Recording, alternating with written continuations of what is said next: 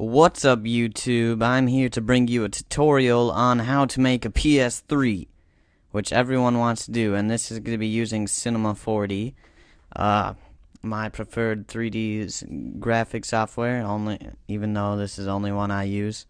And I haven't practiced making one of these in a long time, so there's going to be some mistakes. I know that, and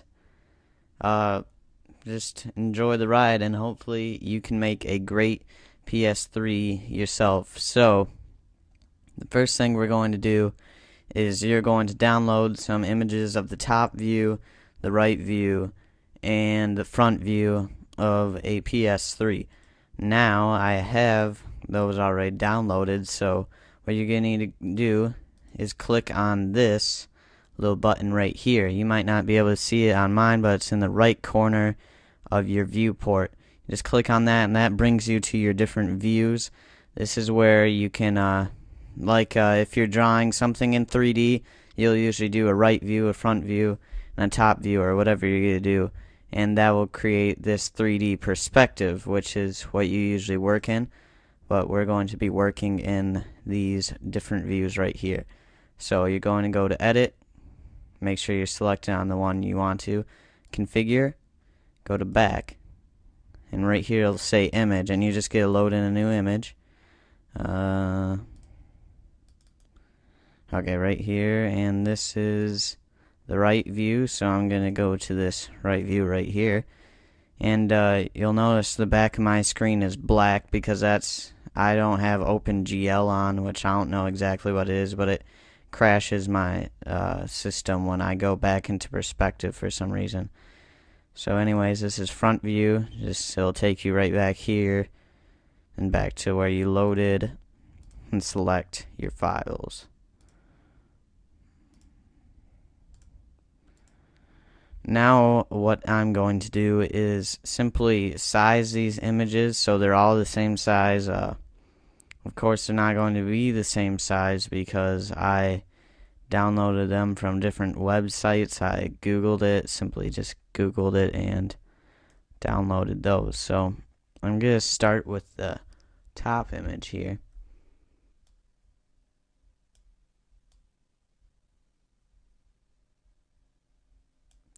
And just move these dots till you get what you want. I'm not going to be perfect. I'm going to try, though. That's just the way I am. And it's kind of hard to see with the white and whatever, but that's good enough for me. I'm going to go full screen here. And just simply click on the little window tab and zoom in here. So now you notice that I've set the the X and the Z. So all that shows here is the Z. I have my Z defined, so what I'm going to do is scale the image down. So back to configure, and let's make sure keep aspect ratio is on. And there we go. Let's unselect the cube so we can see better. Don't need to offset the Y. Actually, I'm not going to be putting those little studs on there, so, or whatever you want to call them. I don't even know what to call them. I'm just going to make it an even 10 because I'm not being perfect. I'm just... Nope. And then just adjust this till you get it where you want it. And that's good. So now I'm going to bring this down, because we have not yet defined the y-axis, the height. So we are allowed to change that. We can't change the Z or the Z or the X, because that's what we use this image for. Now for the front image, I'm going to edit, configure. We got this, unselect the cube so you can see better. And I know I'm going to have to scale it down, so take out there. And that looks about good. I'm going to scale it down just a bit more. And you notice these aren't exact. Maybe I'm not sure what's exactly wrong with it, but maybe the curve, I do not know, but it's gonna be fine anyway. So that's just to get our images into the right scale and position. We're going to need them for modeling, so you can go ahead and just delete this cube. Next thing we're going to do is get the Bezier spline and create an outline around this oval. We're going to use two different pieces for the bottom and the top. So and first thing I'm going to need to do is change this so I see a warning because my computer sucks. So I gotta make sure when I go back to the perspective view that I change that back, or else I'm gonna crash and this tutorial is gonna be over. So first thing about Bezier splines, like if you just click like that, you're gonna notice they're just a linear spline. But if you click and drag in any direction, it's going to make a my bad. Click and drag like that, it's going to give you these lines, which are you can edit these lines. And I'm just going to undo that, and when I start these out, I like to drag these even if I might not be using them, because I might have to use them, and if you didn't make them in the first place, they're not going to be there when you need them. So you're going to see exactly what I'm talking about. Well, not exactly. Just point this. This is how Bezier splines work. You point this in the direction you want to go. They make nice curves, and I'm just going to click over here, then drag this in the similar direction that I wanted. Click back on your move tool, and we can edit this. I'm only going to edit this right, I'm going to call it a twig. This right twig here, and you hold down shift, and you just click on the black dot, and it's perfectly where I want it right there. And this one just needs a little bit of editing, and now it goes a bit over the top, so I'm just gonna go back down right there, lift this one up. Again, I'm holding shift while I click on these black dots. Now if I was to just go back to the tool and click again, well, after you do Control Z and then click again, you see I have this problem right here. And how I can fix that is just editing the twig and moving it straight down, because that's where I'm going to be moving. These twigs show you which direction you're going to be moving. So, and then right here, see, I could just click. Oh. Every time you switch back to the move to the, you gotta do the click once and then go back. So if I just click here, and then say I wanted to make this other curve, I can't go back to this one and edit it. I can't edit this side of the curve. So that's why you always are going to want to do that, is when you click and drag. So that's all I'm going to want to do for there. And you might want to line these up. I'm going to for the tutorial's sake. We're just going to click on this dot, go to coordinates, or right here, go to coordinates. This will be placed differently. I have my layout customized to how I like it. And then the blue is the z-axis, so I'm just going to copy this, click on this point, and paste it, and hit apply.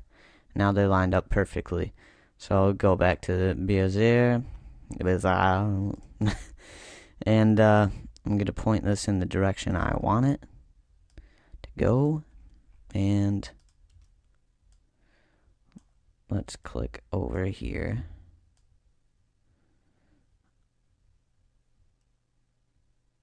And that looks good. Could edit this one. Get this going. Okay, that looks good enough for me. I'm also going to want to line these 2 points up, so I think this is better place point. So I'm going to take this Z coordinate, copy it, and you'll see this kind of gets in the way. And if you want to get rid of this axis tool, it's going to come in handy a lot when you're modeling. Is just Alt D. Oops. Make sure that's not okay. So make sure the coordinates aren't selected. Hit Alt D, and now just make the thing disappear. Hit apply, and Alt D again just to bring it back up. Now,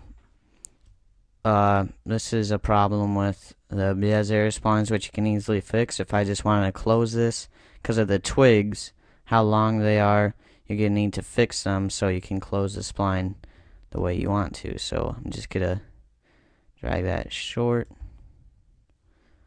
Alt D, so I can click on this one, drag that short, and hit close spline. And it's not perfectly straight, but it's good enough for me. Now, I'm going to edit this because that's definitely not the way I want it.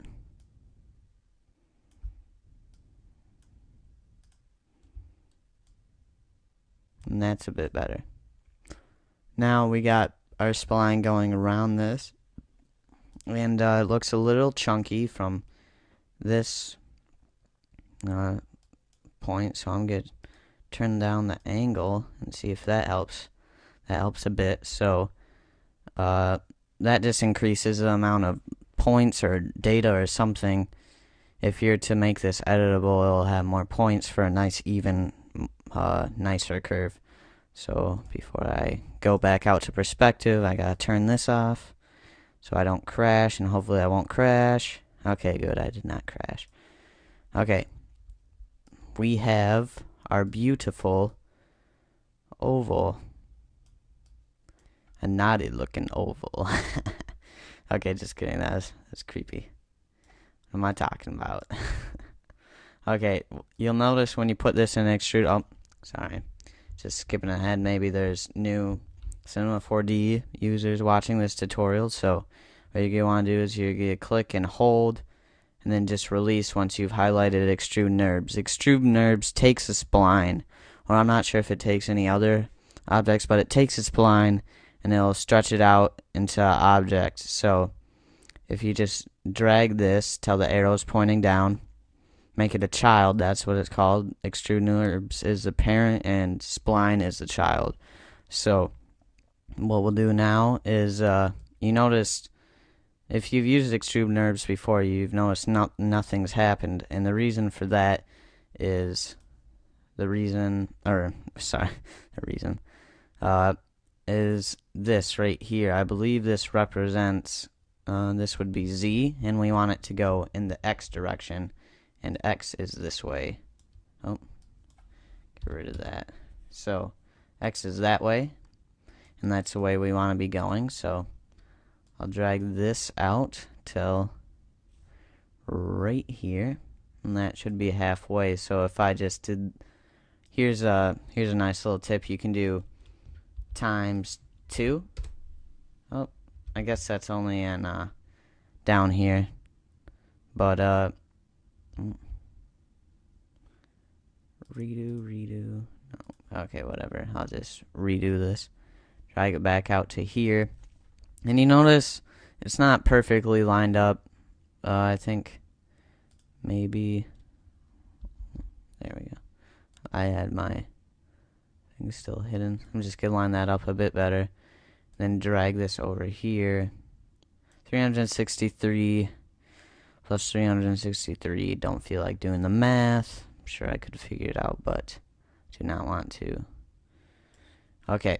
So we have the basic shape of the main part of the PS3. This is like, it kind of looks like a PS3 right here, doesn't it? Okay. So we got this where I'm just going to call this top main. All you do to do, you just double click and you find what you want there. And now what we're going to do is just, bam, double click this button and it'll hide it. It won't hide it from rendering.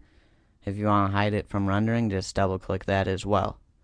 But I do not want to hide it from rendering. So Next, what we're going to do is just create this simple cube right here. And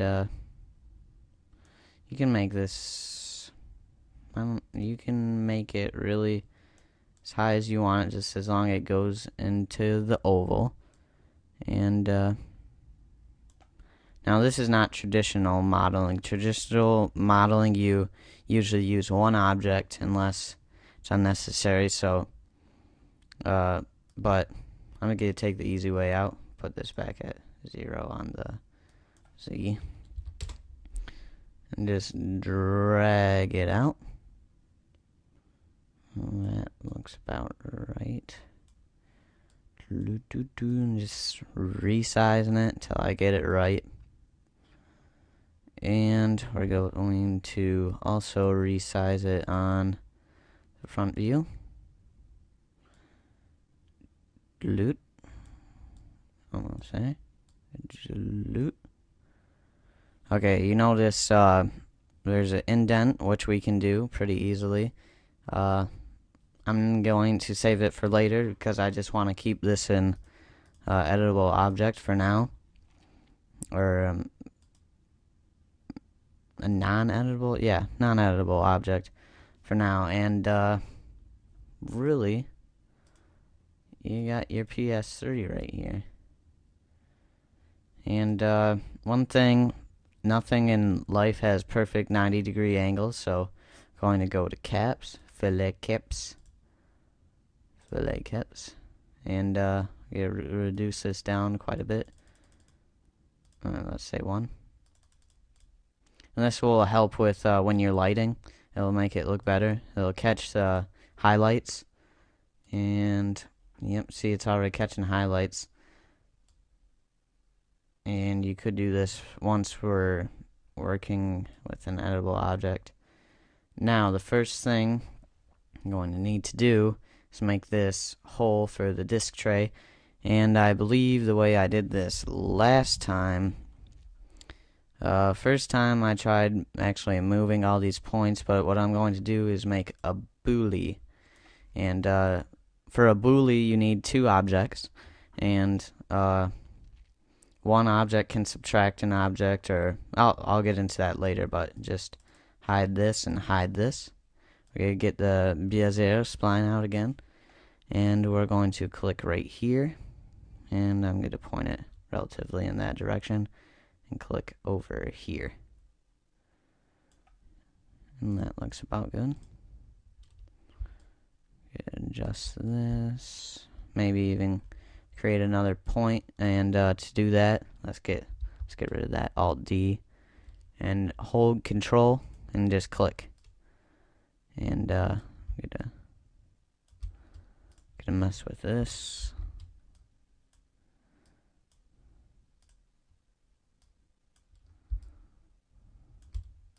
Try and get this working. That just looks bad. I'm gonna start over. And what I'm going to do is, oops, man, there we go.